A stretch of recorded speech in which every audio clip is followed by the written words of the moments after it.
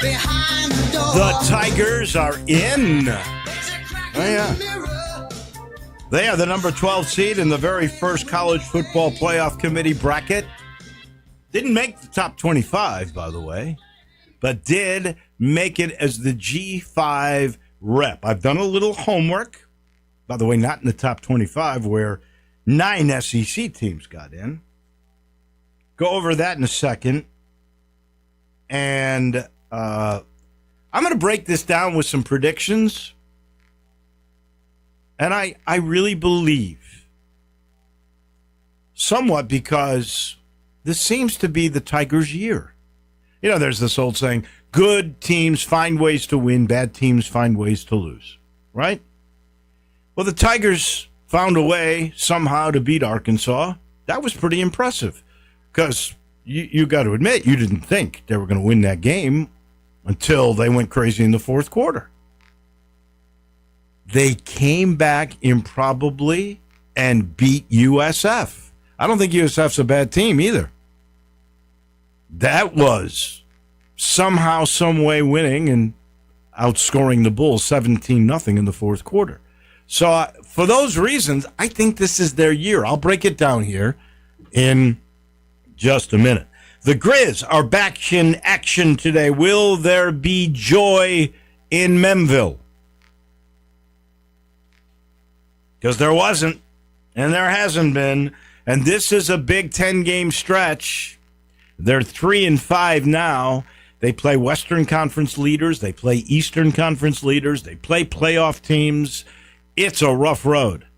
They got to get their act together right now. Will they? It's Houston and Kevin Durant in town. The Rockets on the road in FedEx Forum are 7.5-point favorites. It was kind of quiet yesterday, right? Quiet, no word from the Grizz, no word from Ja. He was pretty petulant again. Post-game of their loss to Detroit, basically saying, well, you talked to what they had to say. You think they're lying? I'm not going to answer anything. And then the last question he was asked, and I don't know which reporter it was. I kind of recognized, I think it might have been Chris Harrington. I'm not 100% certain. The guy from the Daily Memphian. He was asked if he had any regrets about the way he played on Friday against the Lakers, which is the catalyst for all of this unrest. And he looked at the guy and he goes, is that your home run question? Sounds like a bait question to me. Okay. I'm going to ask you, Landon Schmidt, because we are of different generations. To me, that's as fair a question as you could possibly ask. You did not come to play the second half. They've got video that shows you never entered the paint. I don't know if you ever passed the three-point line. You sulked in the corner. You stayed at the top of the key. You avoided any kind of physical contact. You had no intensity on defense. You didn't play like you wanted to play. Second half against the Lakers last Friday, or whenever that was. Yeah, I guess it was last Friday. Yeah. Is that a fair question to ask? That's as fair as a question can be, and I think it's reasonable, and I think we deserve an answer from that. And besides, what we're getting is just these one-worded, go ask the coaching staffs, or no, or he's not expounding any. He's like, well, we had a texter yesterday with Sports Time that texted in, summed it up. Ja's immature right now, and we need him to mature and actually, step up and take responsibility for what he's doing. Well, he's never, ever taken accountability in an interview that I've ever heard. I've never heard him say, man, I really had to play. I played bad. Mm-hmm. Or I made a wrong decision. Or, the only thing I've ever heard him say was that was a lousy call. I didn't get the call. Yeah. Even in that Pistons game when, who was it? Santi that got into it with Thompson, mm-hmm. and everybody from the bench got up. There was no support from Ja. He sat on the bench. When he was asked that question, he if you're really a leader and you're a mature player, you should say, yeah, I was upset and I let it get to me. He immediately goes to the defensive. Right. Well, that's your home run question? Well, it's a fair question. It is. And you know, I don't know if it's players of this generation or if this is more linked to just Ja and his immaturity. But the way he answered that, I don't know what the Grizz are going to do about that. I really wish Robert Perro would get on his airplane, fly into Memphis, have a meeting with those parties, have a meeting with the city. If you want to take over the Beale Street Entertainment District and add things to it, like a lot of these other Major League Baseball and NBA teams are doing, then let's get it done. But get it done. Get it done. And resolve here this problem with Ja, which means either he gets a better attitude or you let him go. I don't know what you get, but I'm sure whatever you get will be better than what you're getting in the Detroit game and the Lakers game. I know he's a superstar. I know he doesn't need money. He's already signed a $190 million guaranteed contract, plus probably double it, because his shoe is popular. He's a Nike guy. And they probably would go to New York. Go to New York. More exposure for them. He doesn't have to worry about money. He better worry about legacy, because at this point, he looks like a spoiled, immature kid. Mm-hmm. And I don't know how good that legacy is to have, but there's plenty of time for him to right his ship. Okay, last night, pleased as I could be to see, even though they didn't make the top 25, the group of five gets one in. Memphis is the leader in the clubhouse of being the rep in the group of five.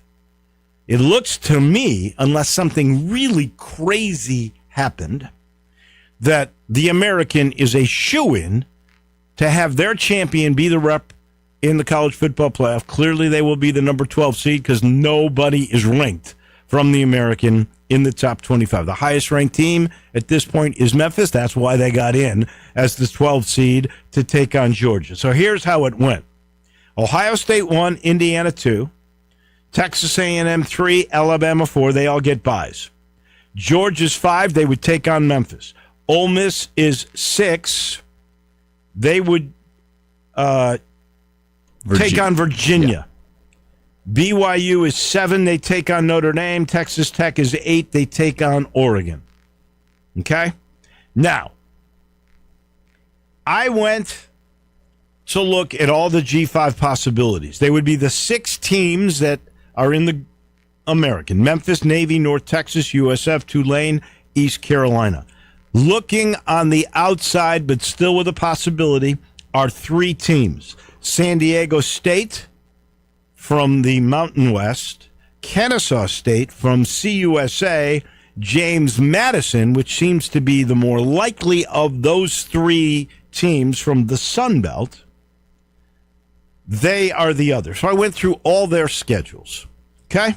And here's what I think will happen. I'm going to break this down, and you can interrupt me, Landon, at any point you think I'm wrong. Before anything else, I've already mentioned that I think this is Memphis's year. So I know they play Tulane Friday night. They go to East Carolina, which really scares me. Mm-hmm. Memphis, by the way, 6.5-point favorite for Friday night.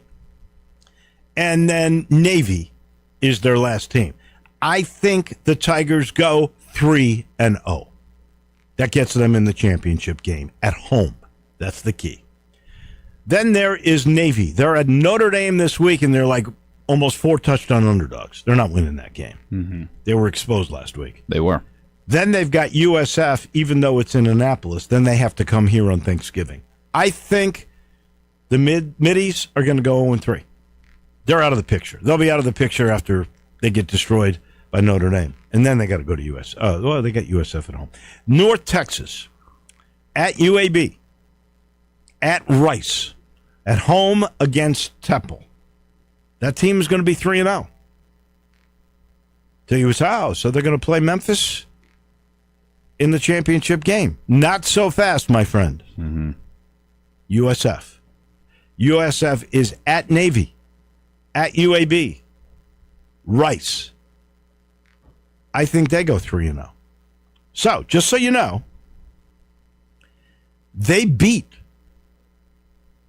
North Texas earlier in the year. North Texas only had to play 2 of these top 6 teams. Memphis had to play 4 of them, USF played 3 of them. Memphis got the raw end of the deal. But if they pull the trick off, they're going to have home field advantage and the inside track of making the college football playoff.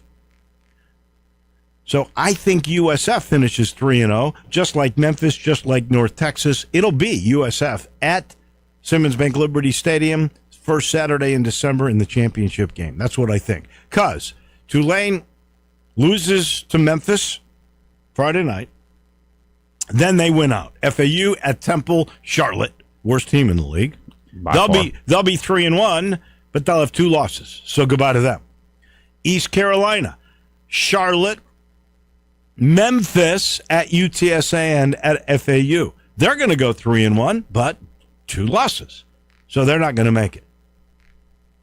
And therefore, it's Memphis and USF repeat Simmons Bank Liberty Stadium. Another great game. Winner goes to the playoff as the 12th seed. And I think it'll be Memphis. It's just their year. Okay? Now, here's the other. San Diego State.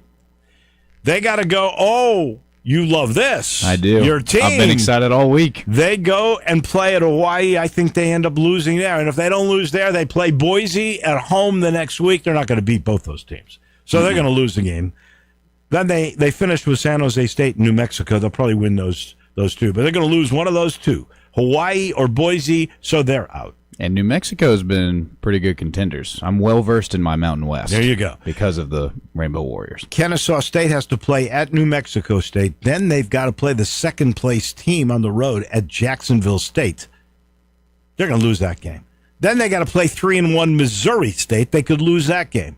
And then they're at Liberty. They're not winning out, so No. Say goodbye to Kennesaw State. And here's the one. Most people think if there is a chance, the Sun Belt, where JMU, James Madison, is 4-0 in the league, they got to play at 4th place Marshall. They got to play App State, always a tough team. Mm-hmm. Then they got to play Washington State, the former Pac-12 team, which will be a tough game. But that's at home. Then they have to go to Coastal Carolina, which is in 2nd place. They're not winning all those games. They're going to lose the game. They're out. And if Memphis goes 3-0, it won't matter as long as they win the championship. Mm-hmm. And heck, I don't know. I mean, if any of those 3 teams falter, you would have to think that even the winner of the championship game, even with a loss somewhere in there, is going to be the American rep. Because I think all 3 of those teams, San Diego State, Kent State, James Madison, they're going to lose the game. Yeah, I think American's absolutely a shoo-in because I think the only other Group of 5 conference that's even in contention is the Mountain West, and usually that would be Boise State, but Boise already has too many losses this year. And San Diego State being the top team, like you said, I doubt they make it past this Saturday. If they somehow do, they're not making it past the next one. So are you predicting that they beat Hawaii? I mean, that Hawaii beats them? Oh, absolutely. What's the line in that game? I will look. I know Hawaii is an underdog. Well, they actually have San Diego State as the second most likely if it's not an American team. I think they have JMU. And JMU's got those 2 tough games. I just don't see them winning them. And a 3rd game I'm going to throw in there, App State, which is always a tough team. Mm-hmm. The line is -6.5 for San Diego State. So the Aztecs are the favorite in that game. They are. Okay. But that's Rainbow. I'm becoming now, for this week, a huge Rainbow Warrior fan. We have a fun offense, and it's at home. All right. So now, in all honesty, full disclosure, I predicted those 3-0s, the 0-3s, the 3-0, 3-0, and then the 2 3-1s. You know that's not going to be the way it all plays out. No, there's going to be a that would just and a be turn. that would be the ideal situation. No. And honestly, the best way that Memphis can really think about this is the mantra that Ryan Silverfield has had for his football team since the very beginning, which is we got to go 1-0. Mm-hmm. They focus on the one game. They got to go 1-0. And then after that, 1-0. They take really, that is his whole philosophy. I loved it. After he beat Arkansas, he let them bask in the glory, and then Sunday morning, first thing in that meeting, he said, "You've done nothing. You've accomplished 0. They give you nothing for beating an SEC team." And then after the USF win, I don't know if it was quite as blunt as that, but it was something to the effect that you've got to win. You got to win every game because they'd already suffered the one margin of error game they could only have. And that was, unfortunately, UAB. If you win that game, hey, you know what? I keep going back to this, and I may be crazy. But, it seems to me if they beat UAB, they may not play with that same fierceness and intensity. I don't know. We'll never know. Mm-hmm. But I'm not sure they beat USF. I mean, like we've been saying, this is the ideal road, but, man, if all these things play out the way that they should, you still got to go back and look. And I think the reason why Memphis isn't in the top 25 is because of that UAB loss that we had. It's the only thing that makes sense to me. But I don't know. It's going to be a tough road ahead. So we can try and protect as much as we want, but we just got to see it play out. Hopefully it ends the way that you're saying, because I'd be a fan of it. It would be a lot of fun. First off, every game. And this part, as a broadcaster, you would like to see your team win. For sure. But you want a dramatic kind of a game, right? Mm-hmm. You want it close. You want competition. The Rice game was never really in doubt. Once they went up 14-0 against the triple option team that can't really pass the ball with proficiency, I enjoyed the game, but I will tell you, it was sort of boring. Now, if they could do that to Tulane Friday, I guess I could live with that. But you've got 3 games on paper that are just going to be barn burners. They're going to be so much fun to watch. And then that'll be followed by a championship game. And in my mind, a repeat with USF, that game will be a classic too. Going to be a lot of fun. This portion of our show, this hopeful portion of our show, is brought to you by a place where everything is sweet. I know most of you got your Halloween treats there at Dinstall's. Becky and all the folks, they thank you because you came in and you enjoyed it. But you know what? They still have Cashew Crunch. They still have Heavenly Crunch. They still have Turtlettes. They still have the pecan brittle, the peanut brittle, all the brittles.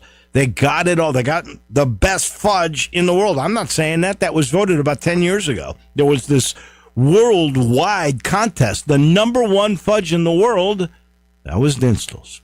It's just the sweetest. Now, I'm pretty sure we said goodbye to caramel apples, which is very, very sad for me. But you turn around and soon it'll be strawberries next fall. It always happens that way. It comes around.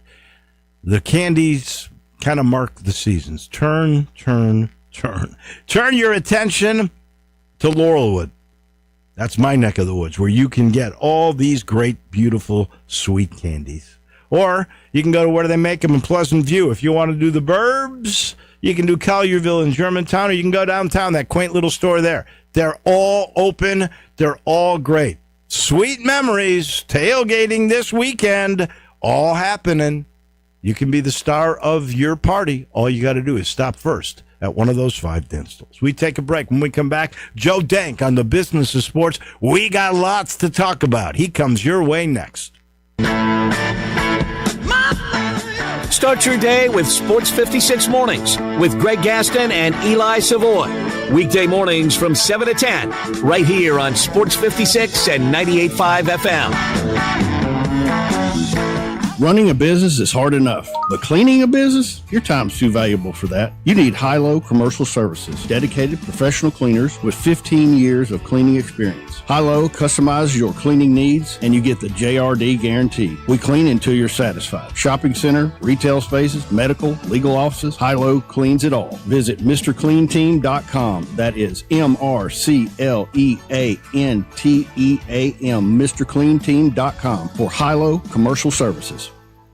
I'm Gary York. I'm the service director at Lexus of Memphis. Our service department wants to be more than just a place where you get your oil changed. We do glass repair, windshield replacement, recalibration of your camera and sonar systems, even wheel repair, tire replacement, all the things you would expect from a luxury automotive dealer. Please check out our website. You can schedule your appointment, check out our specials, hours of operation, or if you'd like to do it in person, please reach out to one of our associates at 901-271-5199.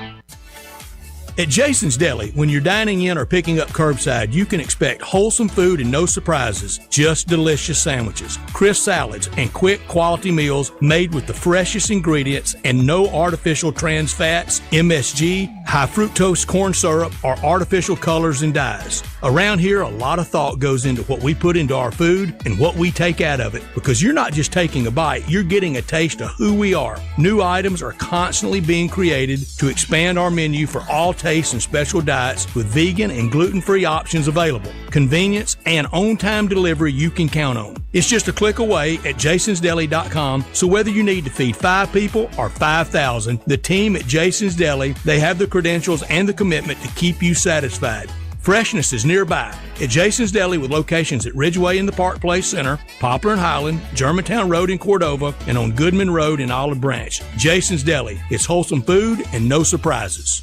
You know, every year I encourage people to make Thanksgiving easier by having Central Barbecue do all the cooking. So you're going to do something different this year? God, no. Central Barbecue is the perfect choice to make your holidays less labor-intensive. No effort to do something original in? None. Why would I? You could slave over a hot stove for hours on end to make some fantasy of a meal for friends and family, or just call or go online and let Central Barbecue do all the slaving for you. That's the holiday spirit. It sure is. When a holiday is all about eating and then lying around watching college football, then you simply can't beat the ease and comfort of leaving it all to Central Barbecue. And that's the pioneering spirit. Progressive knows RV owners like to travel at a nice, relaxing pace. Just like this commercial. They're not rushing to a departure gate at the airport, because they depart from their driveway. And they can relax even more knowing they're protected by Progressive. Now here comes the fast part. Progressive Casualty Insurance Company and Affiliates. Tiger Nation, the 2025-26 Memphis basketball season is almost here. Your Tigers tip off at FedEx Forum Saturday, November 8th as they welcome San Francisco to start another exciting year of Tiger basketball. Don't miss a minute of the action and secure your season tickets now to catch every dunk, every three, and every moment all season long. Flexible ticket packages are available at GoTigersGo.com/tickets or by calling the Memphis ticket office at 901-678-2331. Go Tigers Go!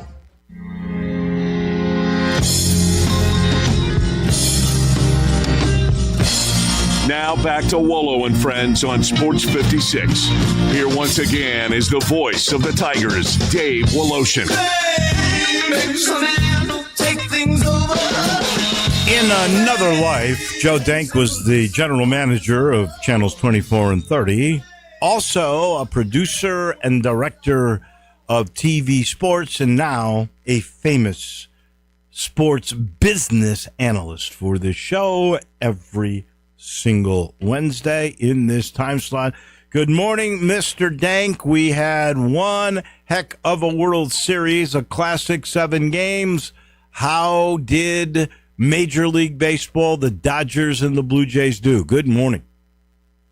Good morning, David. Good to be with you. The World Series was fantastic. It couldn't have been better. It was everything baseball can be, and perhaps even a little bit more. And it concluded with an incredible Game 7, as we know, on Saturday night, and the numbers were revised upward late yesterday to 27.3 million TV viewers in the United States on Saturday night. That is amazing. Just for reference, I happen to have looked this up. The NBA Finals, Game 7, OKC, the champions that I think are going to repeat this year. You know what their number was? 16.4 million. And Major League Baseball did over 27 million. Now, let me add in, if you will, because I think these are fair to add them, the Canadian audience with Toronto That, I think when we talked last week for the first couple of games, that was double-digit millions. And the Shohei effect, I think Japan had double-digit millions. So what would be the total if we add up Japan and Canada to those ratings?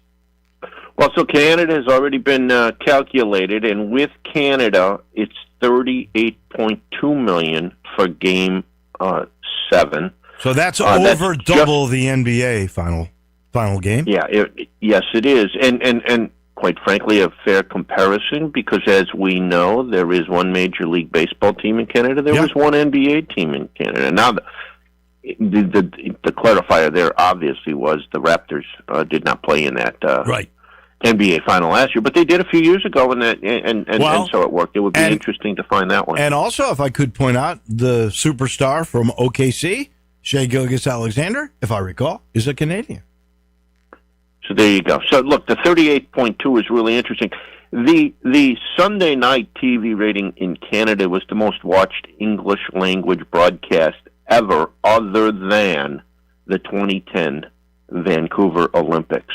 Wow. So Canada was in love with the Blue Jays. They were in love with the series, and let's face it, they were getting fitted for World Series rings in the top of the ninth inning, weren't they? Yes, they should have been.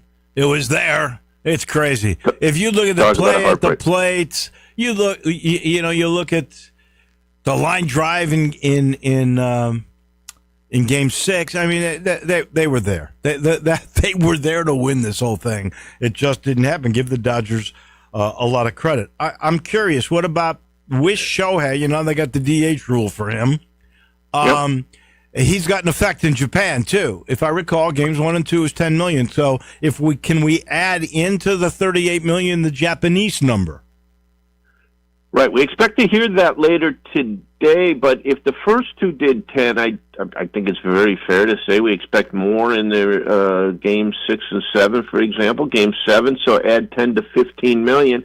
So now all of a sudden, if you do that, though, any number between 10 and 15 million, and once you get over 12, obviously, we're talking about a global television audience of 50 million viewers. That's what I'm figuring it'd be about 12. Let's just go up to 2 million, and you've got 50 million people. That's NFL-like. For instance, I know this past weekend, the Chiefs and the Bills, that wasn't Sunday night or Monday, that was the Chiefs and the Bills, the late Sunday afternoon window, but that's Mahomes against Josh Allen. That number, what was that? Because that was the highest rated for the weekend. Right. Even the great World Series game could not beat NFL Game 2 on Sunday with the Chiefs and the Bills. It did 30.8 million viewers. That is, David, the number 2 TV audience in the NFL this year. The biggest TV audience this year goes back to week number 2, Eagles-Chiefs. Remember that game? That was in the late window on Sunday afternoon as well. That was a Super Bowl rematch. That did 33.8 million. Yeah. You stole the 30.8, which, believe me, I'm not poo-pooing. It's amazing. And I know if we're just taking the American numbers, but it's really only 60% of the worldwide audience, if that means anything at all. And I would imagine we would probably take Toronto or TV numbers from Canada for this game too, which would be up there, because aren't the Buffalo Bills really Toronto's team? Yeah, but even if they are, that's not included in this number because it's not rated. And then one other, not to be too fine a point on any of this, but the Canada had its own feed via Sportsnet for the World Series. Right. And there will be a world feed for the World Series in Japan. So again, this is not a single originator. Right. In the case of the World Series with America, it was Fox. In the case of the Chiefs-Bills on Sunday, it was CBS. And just that distribution in the United States attributes to those originators. So, again, you don't want to get too deep in the woods on something like this, but the 50 million is still just a great number for the sport, and just such an interesting planetary alignment that you had a team from Canada and you had such a Japanese presence on the winning team. So I think all of that's remarkable. That 33 million number that you gave us from earlier in the year, that's the best so far this year. Yep. Was that a Fox or a CBS game?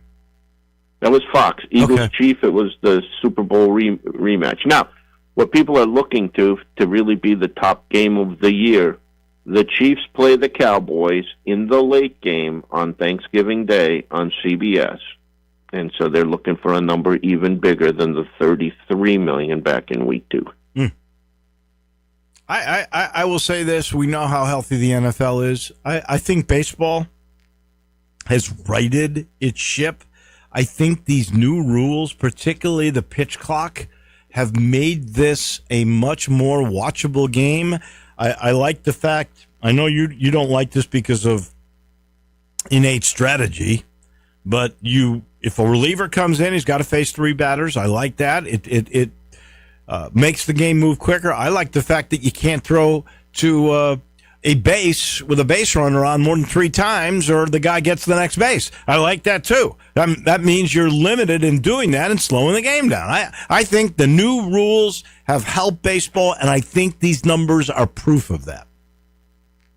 Look, if you summarize the new rules under the phrase speed up, number 1, that was very necessary. Number 2, it did speed up the game. And number 3, it certainly appears to have created great fan appeal, particularly fans viewing on television, and that's where the increase has come.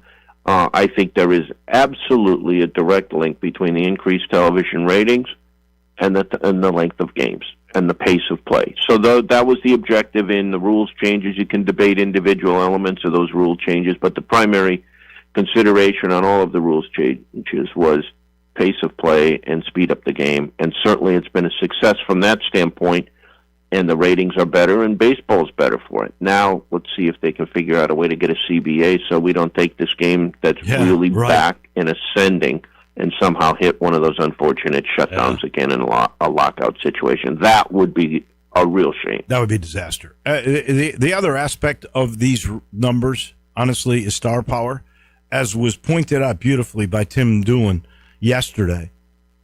I was trying to remember the number of Hall of Famers or future Hall of Famers that were in this game, and it may be the most that we've ever seen in a World Series. I'm not sure of that, but it's going to be up there if it isn't the most future Hall of Famers in a World Series. That was a great discussion. I heard that. I thought that was such a great point. Frankly, I hadn't heard anybody else go there during the series and talk about that. But if you project this out, that could be the way things do turn out, and that's amazing. All right, let's turn our attention to college football. On Sunday, Hugh Freeze got the axe. I don't think it was a total surprise. He, as much as I thought he would be a home run hire, he was 6-16 in the SEC. I think he was 1-11 against ranked teams. It was not working out for Hugh in the Plains. So they got to buy him out. He gets $15.8 million with no mitigation. If you don't know what mitigation is a term used for if you're a coach who gets fired and then you go work for another place. Let's say you're an offensive coordinator. You were making $4 million a year. As an OC now, you're only going to make $1 million a year. So now the school that is paying you off only has to pay $3 million. They mitigate the $1 million. In the case of Hugh Freeze, in the case of Jimbo Fisher, in the case of most Jimmy Sexton clients, he's got the clause in there, if you fire me, no mitigation. It's unbelievable. And we are seeing that all over the place. So how is college sports, how are these universities dealing with all these revenue challenges of NIL, of rev share, and now all these buyouts? Well, look, I think a couple of things, and you've heard the governor of Louisiana question the wisdom of these contracts to begin with, and it is interesting. I mean, you never see anything like this anywhere but in big-time college sports. Nobody gets paid huge exit fees after they screw up. You know, in business, the reward comes after you perform well. It's usually, the incentives in business are performance-based. You don't get it up front. You get it after you did something. And so these guys these deals would really have trouble passing muster in any kind of an approach, a sound approach to business where you're trying to protect the funds. Listen to this. Since the college football playoff era began in 2014, and with the recent activity this year in terms of coaching dismissals with buyouts, the number now is just shy of $1 billion. It is estimated, David, that the activity so far this year will have an impact in 2026 of already $185 million, and I would suggest we are probably not done with coaches' terminations. Although we did talk earlier today, and I think it's going to get more and more difficult if you want to pull the trigger on your coach to do it this year, only because there's going to be so much competition because of the great number of openings or the growing number of openings. It's going to be difficult to find a guy this year. So some people are going to actually survive just simply because some schools don't want to become the 10th, 11th, or 12th opening in this type of an environment. Right. But $1 billion in buyouts. Well, just think. In Auburn, the CFP era. Auburn next year will be paying 4 coaches. They'll be paying Gus Malzahn, Brian Harsin, Hugh Freeze, and they'll be paying whoever the new coach is, which I wouldn't be surprised is John Sumrall, who will be with Tulane in Simmons Bank Liberty Stadium on Friday night. Hey, that's right. 4 coaches they're going to be coaching. That's crazy. But you know what? It makes a guy like Mike Norvell, I think, a little bit safer at Florida State because let's just for fun, I'm going to say the number one job that's available right now would be LSU. And the reason I say that is look at all the coaches, even a guy like Les Miles and Ed Orgeron who've won titles there. Okay? Right. National titles. So I would say that's the number one job. I would say Penn State is probably the number 2 job. I might go Florida as the number 3 job. You still got schools like Virginia Tech, Arkansas, Auburn now. All these really good schools in power conferences, there's 8 of those, that have availabilities. There's not enough guys, especially since SMU tied up Lashley, Indiana tied up Signetti, Nebraska tied up Rule. There's 3 really good guys. Where are you going to get this talent pool of coaches from? You know, and that has been one of the interesting outcomes, too. You know, for a while, the thought was move early to create the opening, gives you more time to conduct a search. But now what's happening is people have slammed the door because they've re-upped the coach who's there who might be attractive to some of the people with openings. So that, too, has reduced the pool of qualified candidates for the open positions. No, and think about this dilemma. Like, if you are LSU and you are going strong after Lane Kiffin, Lane Kiffin's got Ole Miss, and he's the hottest prospect, let's be honest. Lane Kiffin's got Ole Miss in the playoffs, or we saw where they were placed with the 6th seed in the college football playoff, hosting a home game. He's not going to have the time to start looking through the portal and recruit for LSU while he's still coaching a team in the playoffs. That makes Lane Kiffin, to me, because I don't think Lane's going to dump this team.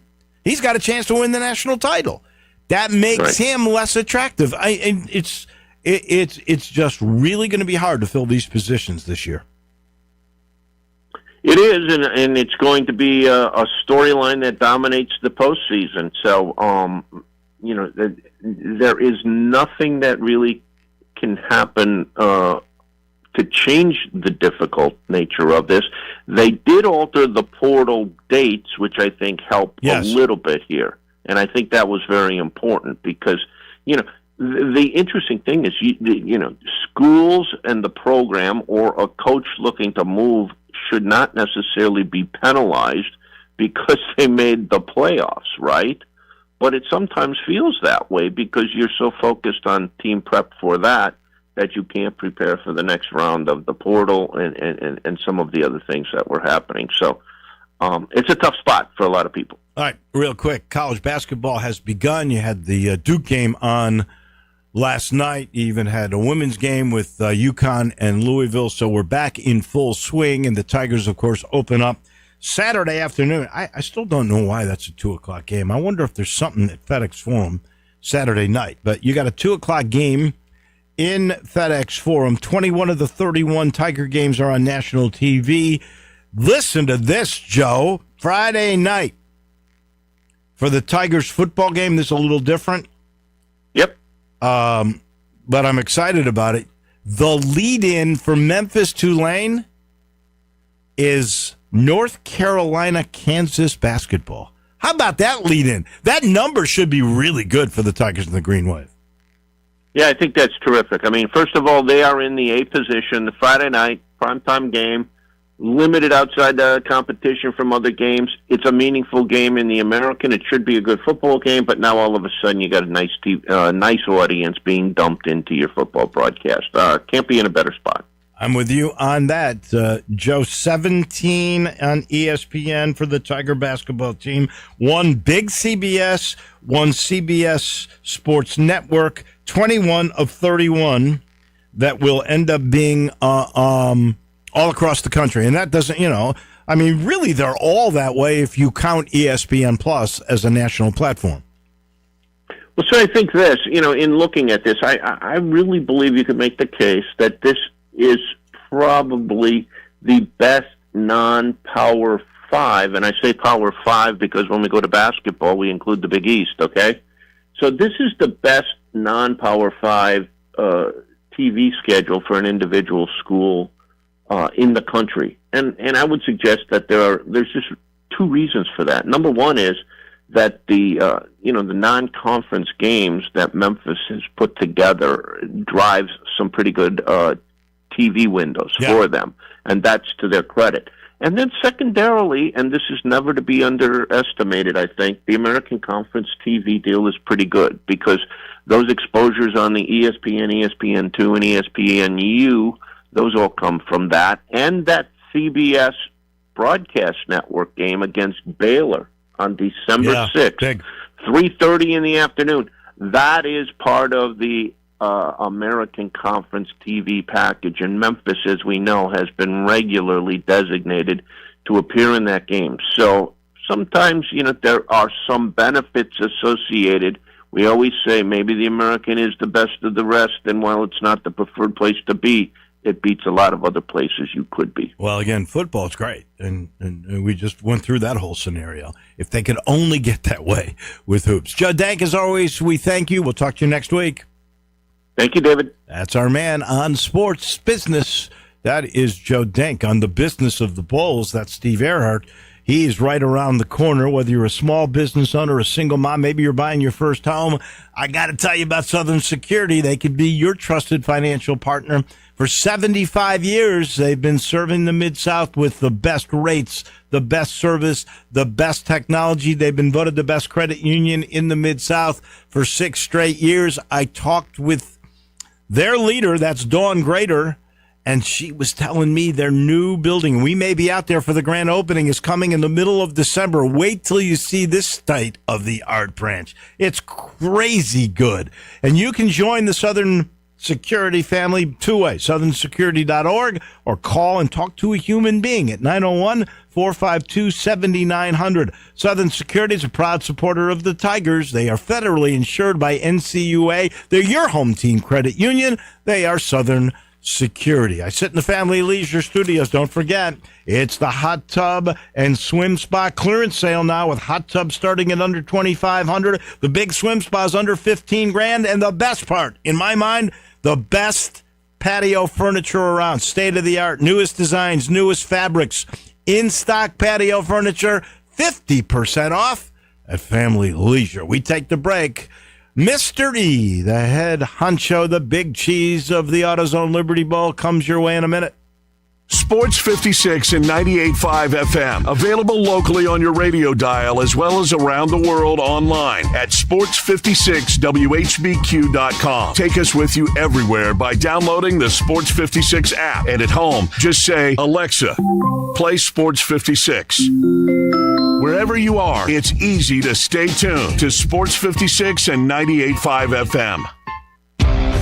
Visit Frontier Western Store today for new shirts and boots. Frontier is your top Carhartt store in the Mid-South. There's thousands of in-stock shirts and jeans. They have the classic K87 pocket tee in every color they make, including new ones just released. Available small to 4X. Want new jeans? Frontier has you covered with super tough work denim by Carhartt. And you've got to check out their selection of Ariat jeans for men, women, and children. You'll love how easy it is to find the size and style you need. Have you seen Frontier's remodeled world-famous boot showroom? It continues to expand. New styles by Ariat just arrived, plus plenty of in-stock proven classics too. Whether you need work or dress boots, trust that Frontier's the place to come. See thousands of pairs of Ariat boots and thousands more by Dan Post, Corral, Durango, Rocky, Twisted X, and others. And Frontier's pricing is lower than online and chain stores, so you know just the local shop to visit. Frontier Western Store, 5880 Goodman Road in Olive Branch, and on the web at frontierwesternstore.com. Locally owned and operated since 1967.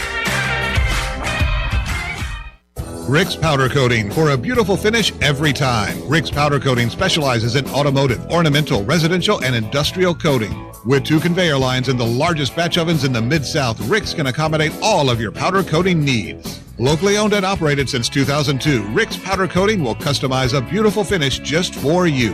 Drop by or call to see how Rick's Powder Coating can bring color to your life. 901-367-2771 or rickspowdercoating.com. Air. We breathe it naturally. Simple, right? Not so fast. The air you breathe could be hazardous to your health. Don't guess. Be sure with a phone call to the Memphis Mold Inspector, the only licensed mold assessor in the Mid-South. Call the Memphis Mold Inspector to check the air quality inside your home and office. Protect babies, pets, new homes, old homes, employees, friends, loved ones, and you. Just call 901-292-7788 for clean air and peace of mind. 901-292-7788 for the Memphis Mold Inspector. Maria's Cantina in South Haven is not your average Tex-Mex joint because they're serving up Mexican with a twist. Maria's Scratch Kitchen is the most creative and diverse menu around. Beyond the traditional huge quesadillas, chimichangas, and fajitas, Maria serves up hand-rolled Latin egg rolls, Cajun and Creole items like catfish, gumbo, and boudin balls, as well as the best sandwiches and 8-ounce burgers in town. Wash it all down with a house margarita for only $5.50 and happy hour every day till 6. MariasCantina.com, 6717 Airways, Mexican with a twist. Nestled in the heart of East Memphis, located corner of Park and Cherry, is a beautiful residential neighborhood. I'm here at Town Village Audubon Park interviewing a new resident, Carolyn. Share with us why you chose Town Village. Well, if your parents or special friends need to make that big move, let me share with you my experience. It was tough for me to leave home, but then I discovered Town Village. I would like to highly recommend Town Village to you and your loved ones. After looking at all the amenities and meeting all the people and staff, I was hooked. From restaurant, bistro, 3 meals per day, housekeeping, transportation, security, health care, physical therapy, exercise room, and even a heated pool and spa. Come see us and make your new home at Town Village. Visit us and call Daniel at Town Village Audubon Park at 901-374-7342. There's no place like home, Town Village. Now back to Wolo and Friends on Sports 56. Here once again is the voice of the Tigers, Dave Woloshin. We head down Ridgeway. Let's get to the AutoZone Liberty Bowl office. The big cheese, the head honcho, is sitting there.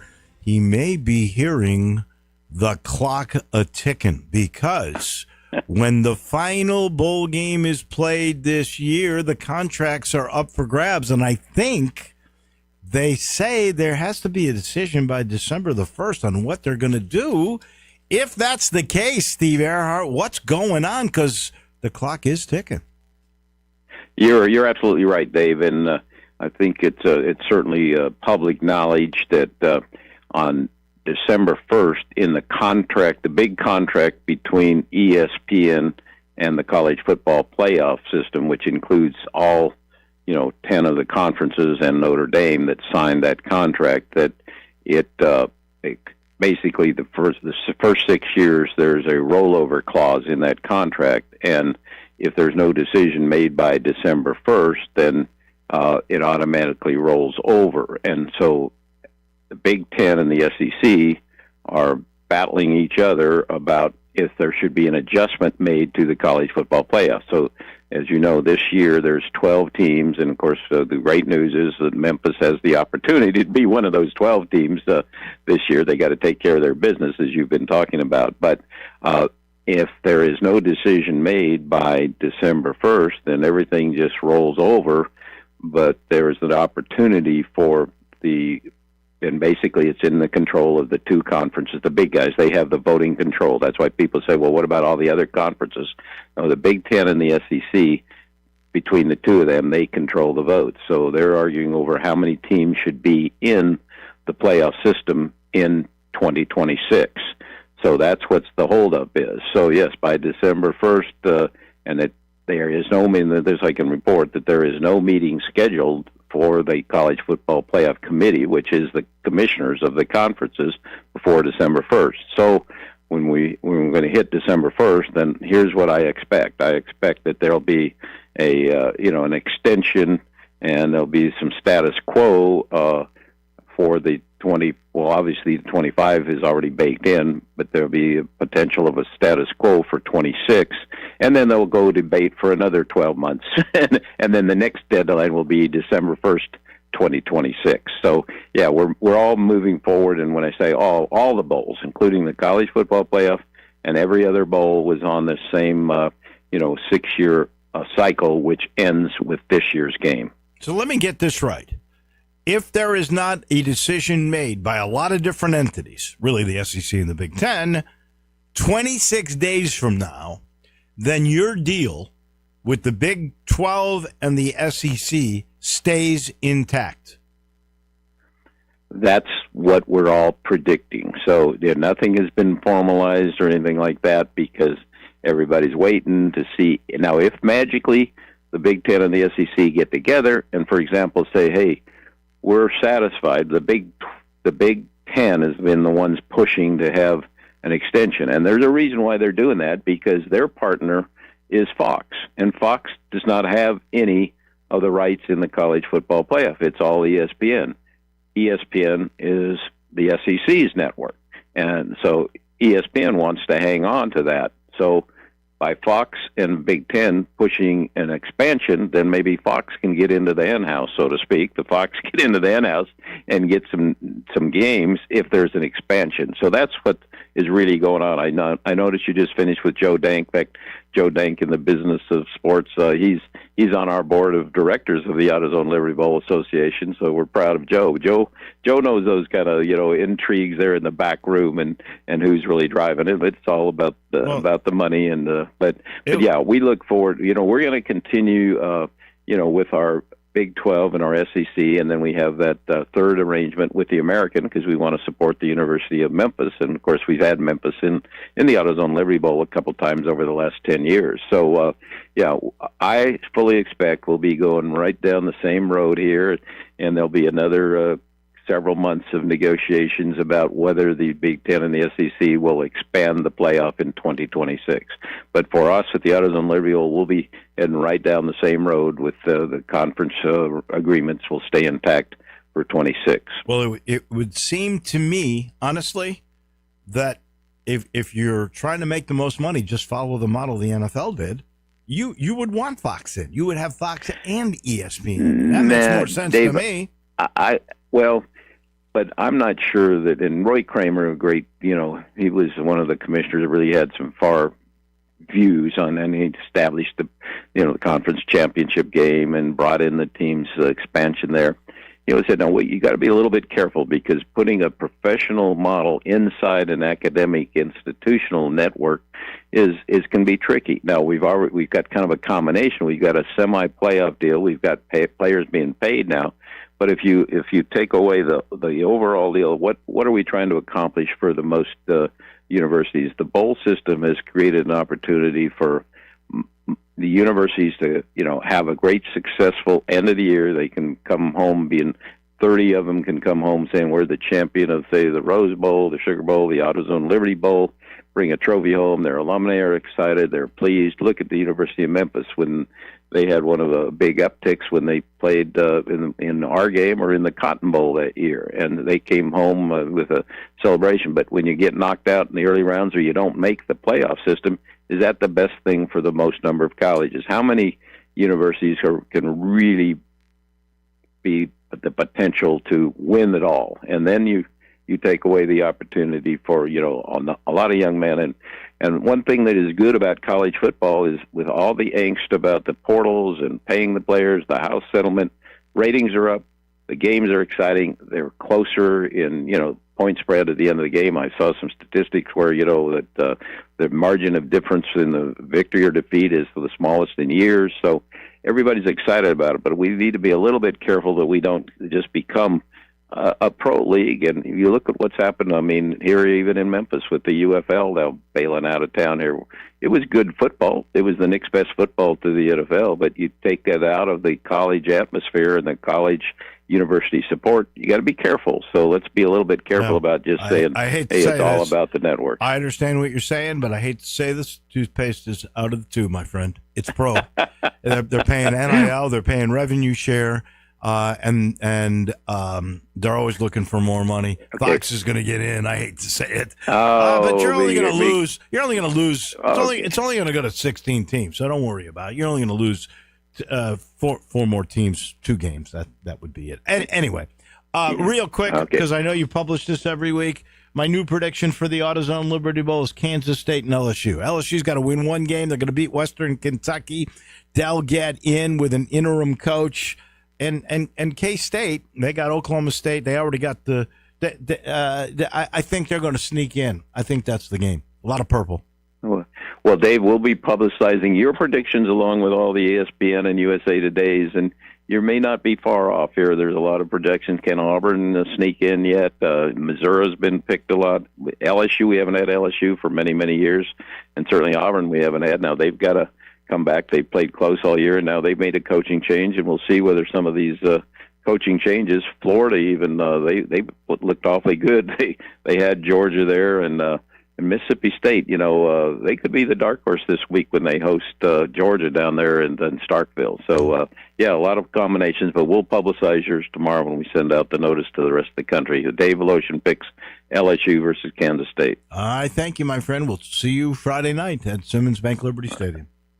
Yeah, great opportunity for Memphis. Look forward to seeing you there Friday. 8 p.m. start 8 time, p.m. correct, David? Late start, that is for sure, with a lead-in of UNC in Kansas. That'll be good. Hoops, though. That'll be a big audience. Thank you, my friend. We appreciate it. That is Steve Earhart from the AutoZone Liberty Bowl. He's brought to you by Sheldon Rosengarten, Marks Bensdorf. Sheldon's now got 4 homes under contract. You could be the next one. 2 are in East Memphis. One's in Germantown. One's on one of the busiest streets of the past. In the past now, he has sold homes on Poplar, Walnut Grove, Park Avenue. The only thing missing was having one on the interstate.